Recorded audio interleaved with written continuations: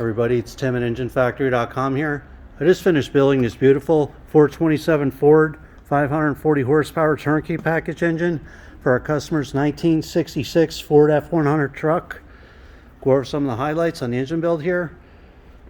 You got the 427 engine, double roller timing chain, forged steel internals, rear sump oil pan for the customer's custom suspension, oil stick and tube.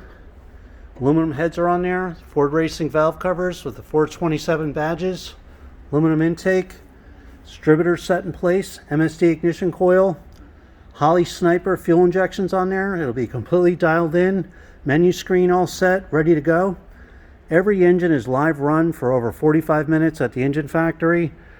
The Holley sniper system will be completely dialed in, plug and play.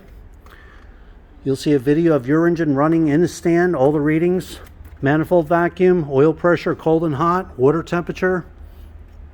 This customer is running a TKX 600 transmission, so we have the proper bell housing on there. All the transmission bolts are installed. We even installed the bracket for the external slave cylinder that he's running, clutch fork rod bearing. High torque mini starters on there. You have these 8-rib serpentine Raptor pulley kit, self-tensioning belt tensioner on there.